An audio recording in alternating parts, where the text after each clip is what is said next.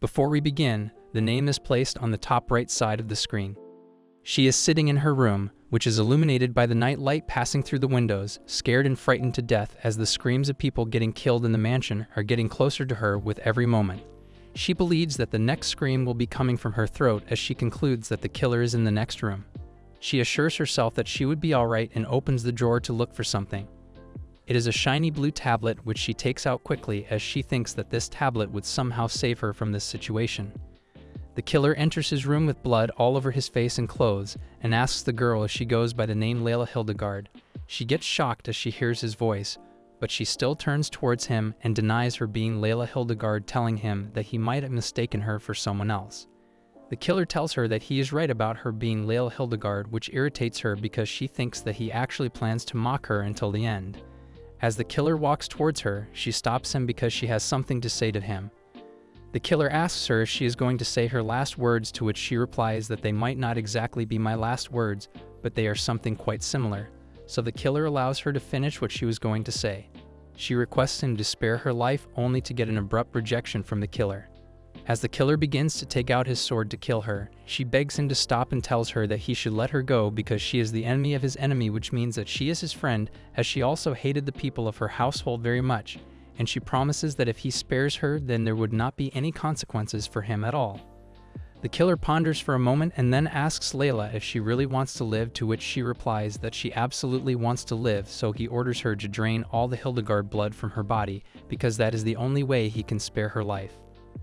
Layla wonders if he is trying to fool her because draining herself of the Hildegard blood is akin to losing her life, which makes her realize that her killer has a very wicked and twisted personality. With there being zero hope of getting spared, Layla proceeds to ask him one last question. She asks him whether he would have spared her life if she had tried to prevent that incident in his death 10 years ago. The killer answers her that mere trying would not make him spare her life, as she would have to succeed in stopping those incidents from happening altogether. She is frustrated because of his wretched personality and weird demands, as trying is meaningless in front of him, and he even wants her to drain all of her blood, which makes her realize that he truly has no intention of letting her live. Layla, trying desperately to buy some time, proceeds to say one last thing, while the killer is annoyed that she talks a lot. Layla tells him that he has a bad personality, as meeting him made her feel very awful, and she decides that they should never meet again, as he is a wretched freak who has a personality disorder. After she finishes what she wants to say, she quickly gulps the shiny blue tablet she had previously grabbed from her drawer as the killer watches her. As sheer pain runs through her body, which hurts her badly, and she falls down on the floor. She had no idea that it would hurt this much, as there was no mention of pain. But she is willing to endure all of this pain if it means that she can survive her fate, because her only wish now is to escape from her killer. She had always wished for death in a warm, spacious room, listening to a piece of music she particularly liked while being surrounded by her beloved family as she met her end. But it was obvious that her dream could never come true because she was the daughter of a very ruthless, bloodless, and heartless villain, whose household was the source of all the misfortune she had to face. On a certain day when she was only 10 years old, she saw her father entering the castle with a blonde-haired boy whose hands were cuffed. She asked her father about the boy, to which he pushed the boy with a slap and told her that he was not someone she should concern herself with. But she thought that the boy was even prettier than a doll, and she was interested in his doll-like beauty. The boy, however, was immediately imprisoned in the underground dungeon, but despite that, she went down the cell to see him out of sheer curiosity. However, she was so scared by piercing screams and overwhelming smell of the blood that she ran away. She was left stunned to find out that the boy died shortly after, which haunted her pure childish heart a nightmare for years. Then after 8 years, news spread that a hero who would seal away the evil god was eventually born, which trembled the world.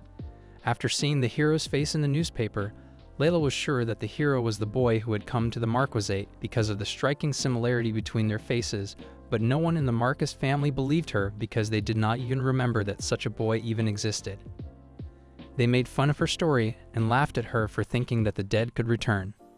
But after sealing the evil god and saving the world, the hero came to the Hildegard Marquisate exactly after 2 years to kill everyone in the Marquisate family and fulfill his revenge. While she was thinking about all those events that happened in the Marquisate family after the death of the boy, she gasped and opened her eyes as she found herself in her room. She grabbed the mirror to look at her face, making sure if the stone of return really worked. She was relieved to find her 10-year-old appearance in the mirror after the huge risk she took to retrieve the Stone of Return before dying.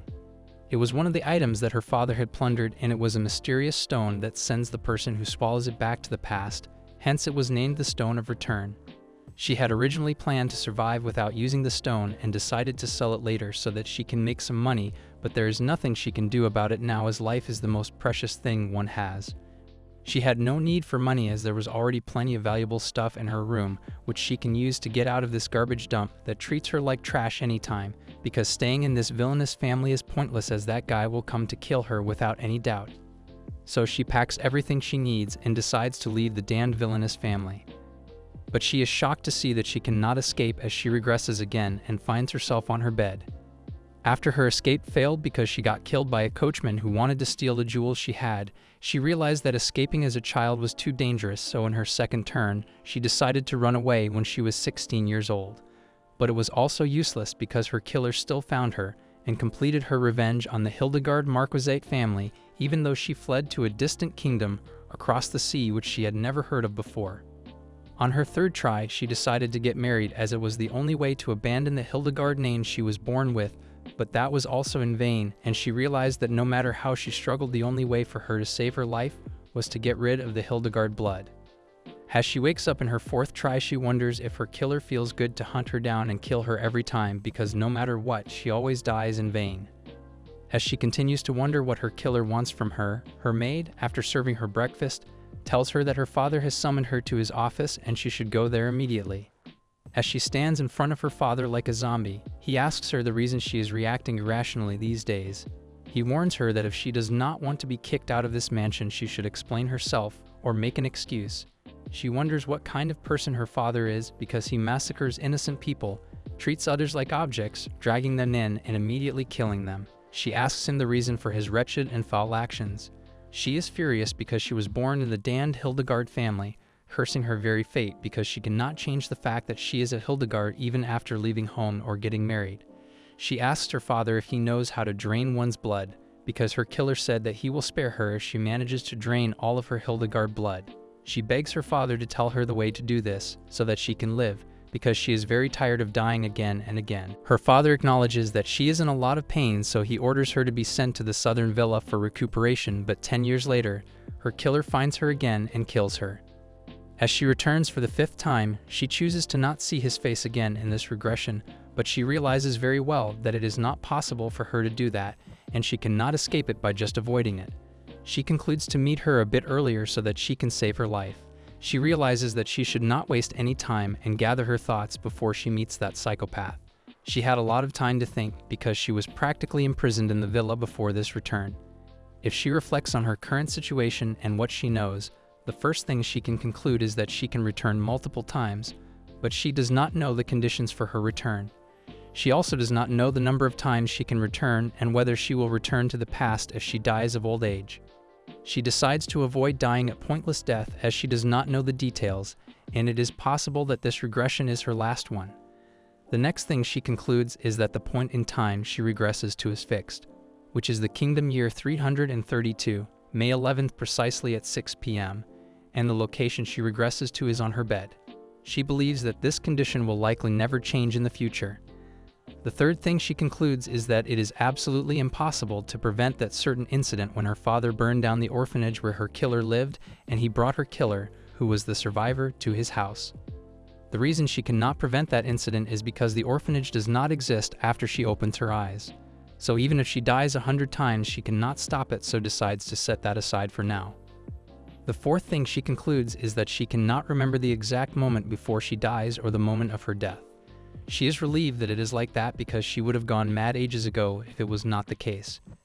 She wonders if there is anyone in the world who can remember the pain and memories after experiencing multiple deaths without losing their mind. She thinks that there is probably no one else in the world who can die multiple times. However, if there is someone like that, she decides to treat him like her older brother and take care of him. The most important thing, despite all her conclusions, is how she can avoid dying in 10 years. The only option left for her is to meet her killer as early as she can. The scene then shifts to the courtyard where Layla's father has just arrived from a long journey with a boy whose hands are cuffed. He is welcomed by her children as he enters the mansion. His children ask him if they should have a maid prepare a bath for him or if he wants to drink warm tea before that. Layla, who has seen all of this, is curious about how many half-siblings live in this castle. She never saw them as siblings but rather little villains who would one day take their father's place. The siblings are surprised to see that their father has brought them something, but Layla recognizes her killer right away. Some of them wonder if that thing is something one can even call human because it is very different from them, while others think that it looks like that just because it is a little dirty. As they are curious, their father wonders if they are talking about this rat he brought from the orphanage. Layla, on the other hand, is scared to see him, and her heart starts pounding just as it did when she first saw that psychopath, to the point that she is trembling. Back then, she was stunned by his beauty, but now as he stands in front of her, her heart races for a different reason. Her father, on the other hand, tells his children that he is not someone they should be worrying about and kicks the boy on the back as he orders his servants to lock him up in the dungeon. Layla is shocked to see her father's behavior with the poor child and thinks that he is a madman because he should be treating the child with care instead of kicking him. Seeing the sorry state of the boy, Layla thinks that this might be a good chance to get on the good side of the boy. She approaches the boy to help him, but is welcomed by her furious gaze, which she remembers very well as these are the same eyes that have always sought to kill her. However, Layla realizes that right now he is just a child who has been dragged to the castle and not her killer. However, she perfectly realizes that if she does not do something to get on his good side, she will again have to face the terrifying psychopath who always tries to kill her. She wears a flowery smile and asks the boy if he is alright. Her behavior surprises the boy a little, but he smacks her hand away hard to the point that it reddens her pale skin. Layla is surprised and scared to see his hostile reaction. Her father, upon seeing the boy causing a ruckus, orders his servants to beat him until he admits to the crimes he committed. Layla does not like this and wants to tell her father that it does not hurt and that they should not punish him, but she feels like something is blocking her throat. Her father, on the other hand, wonders why her daughter is acting like that. Layla then remembers that in her fourth turn, she did not care if she lived or died. But the thought of her father killing her never occurred in her naive mind. A different kind of fear engulfed her when she learned that her father had told the servants in the southern villa to kill her. She showed no sign of remorse. The fear she experienced this time was different from the fear she experienced when she faced that lunatic. It was the vague fear that she could die at any moment by a single word from her father. It was the dread of the heartless madman who is merciless even to his own blood and does not care about that at all. All of this made it very difficult to perform the simple act of asking for mercy for that boy because it did not hurt. As she is getting scared of what will happen to her, she is surprised to hear the kind voice of her father, who is asking if she dislikes the idea of punishing him and if she wants her father to not do it. She tells her father that he should not punish him as she feels sorry for him. Her father understands how his daughter feels because even though he thinks that compassion is a useless emotion, he cannot ignore it as everyone has it. Her father tells her that he cannot leave him without punishment because he attacked her daughter, which is akin to challenging her and Hildegard. Layla thinks that his father is a lunatic to consider a small slap on the wrist as an attack on the Hildegard family. She realizes that her father does not want to allow anyone to insult him and his family's honor. As her father's grip on her head tightens, she realizes that she quickly needs to say something or else something bad will happen. In the end, she says what her father wants to say, that he should punish the boy severely and not stop until he realizes the severity of the crime he has committed, as that is the Hildegard way. The boy looked at her with eyes full of anger as she said that, but Layla, on the other hand, considers his father's way of doing things to be rotten, wretched, and despicable. Her father is pleased to hear her answer and orders her to always remember this, as he does not want to be a cruel father. As she trembles under her father's hands, he orders the boy to be taken away, which makes her feel various disgusting feelings. The scene then shifts to Layla's room, where she is finding something in her drawer for the boy. She is angry over what happened in the daytime because she was originally trying to get on the good side of the psychopath boy, so that even when he comes to this mansion in the future, he spares her life, but it did not go according to her original plan. She had thought that it would be easy to sway the heart of a child, but she was completely wrong. She even thought of dying and starting all over again for a moment, but there is no guarantee that she would come back again. She sneaks out of her room to go to the dungeon, while making sure that she does not get noticed by others, as she decides to do everything she can to clean up this mess in this life. She did not want to come back to this dungeon ever again, because if she got caught, it would be over for her. She is relieved to see the guard named Hans standing in front of the cell at this time of the night. She greets Hans, who is surprised to see her in the dungeon at this hour. She tells him that she is here because she wanted to apply some medicine on the boy who is inside the cell, and she obviously did not get the permission of her father for this, but she is doing all this because she does not want her beloved guard Hans to become a murderer. Hans, on the other hand, cannot seem to understand what Layla is trying to say.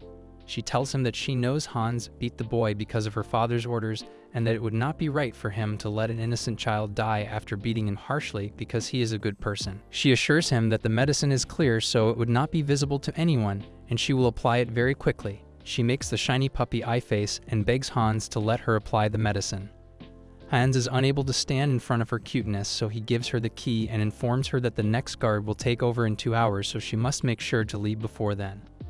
Layla gets embarrassed by her act and assures Hans to not worry. She asks Hans if she is allowed to take a lamp with her as she opens the cell, to which he replies that she can take it. She is frustrated to see the horrible state of the boy, and she pities over both the man who did this to a child and the child who, despite being in this sorry state, refused to admit to any of his actions. She acknowledges the toughness and perseverance of the boy who has endured such beating and probably thinks that it was because of his toughness that boy became a hero later in his life. As she continues to apply ointment on the unconscious boy, she tells him that she would have been one of her admirers had he only decided to not kill her, but considers it to be a completely useless thought. She wonders how she should give the herb she brought to the boy because he would not be able to swallow it as he is unconscious and her soft and lovely hands would not be able to rub it in. So in the end she decides to chew the herb herself and then give it to the unconscious boy. She advises the unconscious boy to ingest the herb even though it tastes gross because getting better is more important at the moment. She thinks that no one would believe her if she told them that this small and weak boy would grow so big in just 10 years. She is saddened by his sorry state but decides to walk out of the cell as she has already done what she came here to do, so she decides to go back to her room and get some rest as she is not only tired but also dizzy because of all the tension and drama that happened today. As she begins to move out of the cell, the psychopath boy, who manages to gain consciousness, grabs her leg very hard, which ends up scaring Layla.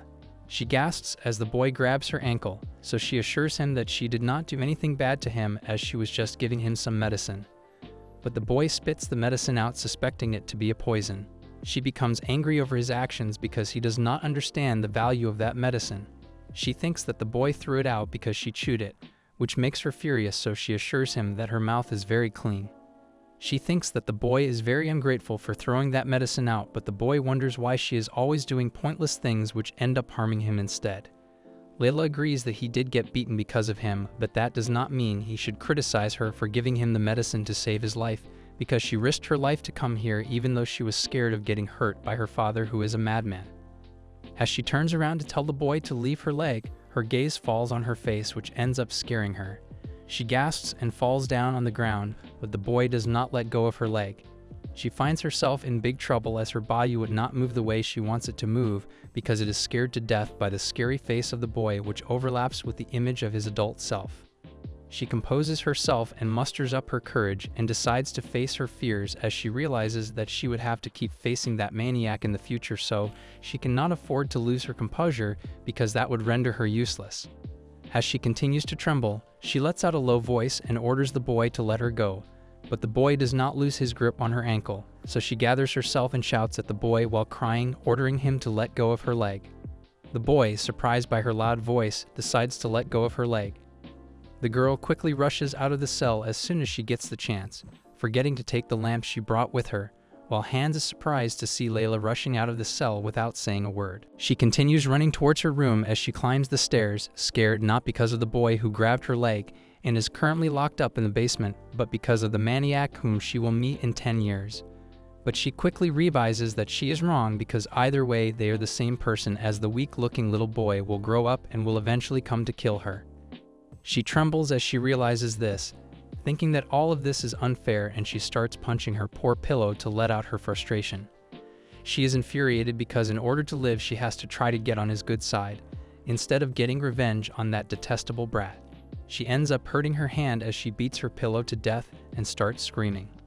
As she calms down, she realizes that there is nothing wrong in this lousy method, as her only purpose is to live, and there is nothing else she can do to avoid this fate. After crying her heart out, she becomes dizzy as her eyes and throat start to hurt a lot. So she decides to just sleep, as crying like this is not going to make that boy spare her life. After sleeping for some time, she sees a girl in her dream and tells herself to survive as she promised Lara that she would. Layla wakes up as the morning arrives, hoping that today will be different than the crappy yesterday, which means she will have to struggle again to survive, so she prepares herself for all the hardships she would have to face. She remembers that she heard someone saying something as she was falling asleep yesterday. She wonders if it was a dream, but she has no way of knowing about that, so she decides to not worry about it as it is not important. Her desperate struggle to survive bore fruit as the boy managed to survive, and he seemed relatively unharmed on the surface. Moreover, Layla's father also started to neglect him, which turned out to be quite fortunate, as she can go in and out of the underground prison without any fear of getting found out by her father. She brought him various things like food, water, ointments, herbs that are good for recovery, and anything else that seemed necessary for the boy every day. She also managed to hide her fear from the boy and instead greeted him with a smile, talked to him, and even checked if his wounds were healing properly. She thought that anyone would have no choice but to feel a bit of affection towards him unless he was the enemy who killed their parents. Eventually, after persistent efforts, Layla noticed that there was a change. The change, however, was a negative one because the maniac started to hate her even more than before with a burning intensity, which surprised her because she thought that after all of this he was supposed to be opening up a little towards her, but he did not accept anything that she gave him, which made her wonder if he never gets tired of this behavior. As she is sitting on the dining table with her half-siblings and her father, she realizes that she can see her death in the future so clearly and vividly, which sends shivers through her whole body. As she is worrying about her fate, her father informs everyone on the dining table that he would be going to hunt this morning, and there would not be any delays in his departure, so those who wish to go along with him should get ready in advance. She finally realizes the reason that her father gathered everyone so early in the morning was hunting. Her half-siblings are very happy with this announcement because it has been a long time since they last went hunting. One of them decides to definitely catch a wild boar this time. Layla pities over their state and does not understand the reason for their excitement, as they do not realize that they are the ones that would get hunted in the future by the boy they are always making fun of. She wonders how one can get excited over the act of releasing the animals into the wild and shooting them with arrows. However, her fork falls down the table from her hands because she suddenly realizes something very important. She remembers that today is the day when that psychopath boy will get released into the forest and die after getting shot by an arrow.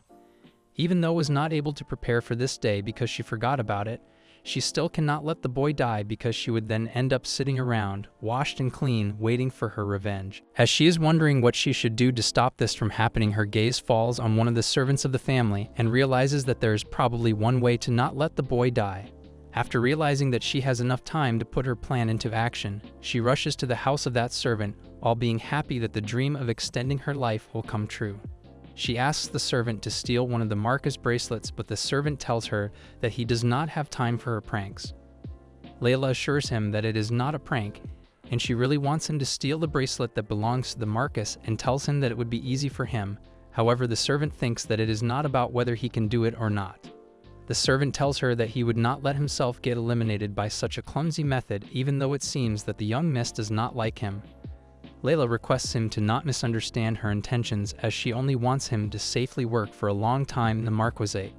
She further assures the servant, whose name is Wilhelm, that it is the very reason that she did not tell her father about his tampering of the books. Wilhelm pretends that he does not get what the young missus is trying to tell him, so Layla reminds him that she is talking about the time when he conspired with the butler 2 years ago to create those double books, and she also knows the money he embezzled back then to buy the medicinal herbs. Wilhelm trembles at the fear of getting exposed and begs to Layla to keep this as a secret. Layla tells him that there is no need to be so anxious and assures him that if he does what she orders him to do, she will forget about it immediately. Wilhelm gets frustrated at this but decides to agree to Layla's condition and requests her to wait there for a moment. She feels sorry for Wilhelm, as this scandal will get exposed in messy love affair 3 years from now, so she thinks that it is a bit better to use it to save her life. As she walks out of the Wilhelm's room to find something, a maid sees her coming towards the carriage, wondering why the young miss is her. Layla asks the maid if this is the carriage that will go to the hunting ground and finds out that it is indeed the carriage that she was looking for, so she decides to ride it. She easily manages to get on the carriage which is going to the hunting grounds. She hides herself behind the barrel from where she can easily peep at the psychopath boy. She thinks that things are progressing nicely right from the start, before getting regressed when she learned that the crazy boy had died. She asked many servants about the cause of his death. All of them said that the crazy boy was dragged to the hunting grounds by the head of the family and was shot with an arrow. She even remembers that it was a sharp arrow with a blue feather which pierced his chest. She is, however, happy because she already knows the reason for his death, and the only thing she has to do is to prevent the event from happening. She thinks that if she manages to become his only savior, he would not be so harsh towards her anymore when he comes back for his revenge. She thinks that she can pull this off with the bracelet she got from Wilhelm. The scene then shifts to the hunting grounds where the carriage is being unloaded by the servants. They are trying to end their job quickly because they need to be ready before the Marquis arrives at the hunting ground. One of the servants has tied a rope around the crazy boy's waist and is ordering him to move quickly so that he can reach the forest quickly. Layla quickly realizes that the crazy boy is being taken to the forest by the servant, so she decides to follow them without wasting any time. She manages to follow them for a long time without getting noticed, but she wonders how far they plan to take the boy, as the cute birds come and sit on her head. She suddenly realizes that the servant finally stopped in the middle of the forest. The servant orders the boy to stand there and not go deeper into the forest, but the distance and the surrounding noise makes it hard for her to hear them. As the servant walks off, leaving the boy in the middle of nowhere, Layla gets frustrated because she was not able to hear their conversation. However, she decides to come out in front of the boy because it was safe for her to do so. She looks at the boy standing right where the servant ordered him to, clueless of the fact that this very place will end up becoming his grave, but this can change if Layla can help him avoid his dreadful fate. As she approaches the boy stealthily, the boy turns his head around as he manages to notice her. She gasps at her sudden reaction and wonders if the boy knew from the beginning that she was following him. The boy angrily asks her the reason she has followed him all the way out here, and by his question Layla is assured to know that he was oblivious of the fact that she was following him. Layla spreads a bright smile, asks him if he knows where they are, but answers herself that they are in the forest. The boy, who is annoyed by her at this point, tells her to leave. Layla cannot get used to his scary eyes, so she turns her head away and refuses to go back, wondering why she should leave as it is not a prison. She realizes that he is irritated and upset because Layla is not scared of her like she was on the first day. Layla thinks that she would face no problem in this wide and beautiful space, contrary to the prison, which was a very dark and gloomy place, and it also homed the maniac who used to glare at her as if he would devour her there. She was scared because she did not have the courage to endure both the gloomy atmosphere and the maniac, so she used to flee miserably. But that also does not mean that she is completely fearless, as she still cannot seem to face that terrifying gaze. She wonders why that crazy boy is always glaring at her like that, despite the fact that it was her who kept getting killed by him. She finds this so ridiculous that it makes her angry. She is curious to know why the crazy boy hates her, so she asks him about the very reason of his hatred. She wonders what was her mistake that made the crazy boy hate her so much that he does not even want to be in the same place as her. She wonders if the reason he hates her is because she was the reason he was beaten so badly by the guard, but the boy tells her that he does not care about that petty reason. Layla is unable to understand it, which infuriates the boy, so he tells her emphatically that he does not care about that. But Layla, instead of getting scared, proceeds to ask him the thing he cares about, but the boy thinks that it is useless, so she should give up and not discuss this anymore.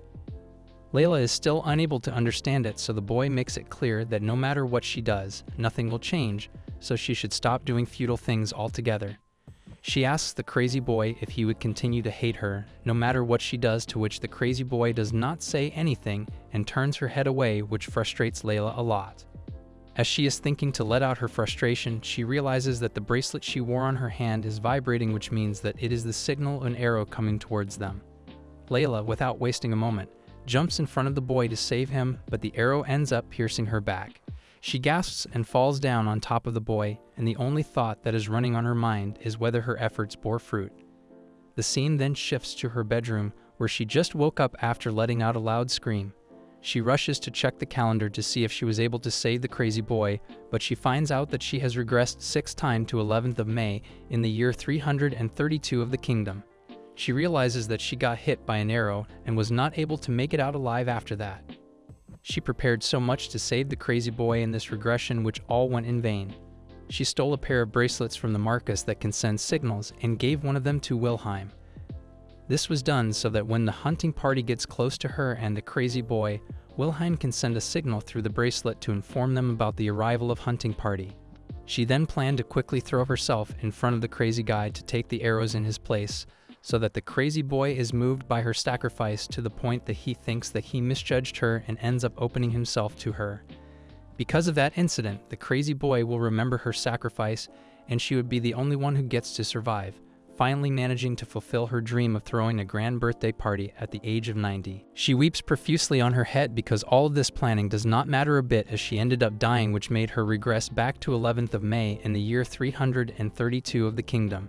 She is annoyed that she died after getting hit by one measly arrow in the back, even though a knight was able to take down an enemy with 4 stuck in his back, while another soldier hugged a kid on the battlefield with 5 arrows in his back, which is exactly how she imagined it to happen. She bites her bedsheet and decides to try one more time, because the only reason she failed this time was because of her terrible luck. Just like the previous 6 tries, she thinks that it would be better because she will start off on the right foot, as she thinks she would succeed if she starts again from the time the maniac was brought to the castle. She begins to feel dizzy and collapses on the floor. Layla slowly opens her eyes as she hears her maid asking her if she is alright. Layla gasps as she wakes up, wondering if she died and ended up regressing again. Her maid is surprised by her question, but Layla asks her about today's date and time. Her maid, still surprised by her reaction, tells Layla that it is 12th of May today, and it is 10 in the morning. Layla is shocked to realize that she did not die, but rather was unconscious for a whole day. As she is wondering about what happened to her, she is informed by her maid that it is not the time to ask about these things because the Marcus has returned and is on the first floor at this moment. Layla realizes that it is the time when her father and that crazy boy Cyan returned. She dashes quickly and starts to run so that she can meet with her father and proceed with her plan. She wants to reach there and meet her father as fast as she can, because she cannot miss, because if she is late even a little, she will die by the very hands of her crazy father instead of the maniac. She runs as fast as she can in the corridor to meet her father. She continues to breathe very hardly, wondering if running was always hard for her, and she only came to know about it just now. Despite the fact that her stamina is depleted and she can barely breathe, she is happy as she at least managed to reach there in time. As she walks alongside the railing, she is relieved that she has finally managed to avoid her death. She walks down and approaches her father. She apologizes for being late because she was not feeling, and she rushed down to reach here in time. However, she realizes that everyone, her half-siblings and servants included, is shocked to see her and is gazing at her weirdly. She wonders if they are giving her that weird look because she is late. Her father looks at her and starts laughing loudly, which further confuses Layla as she thinks that he finally went insane from her anger. Her father, however, praises her because he finds it admirable for her to rush here to greet him despite her being in such a sorry state. He further tells her that he is very proud of Layla.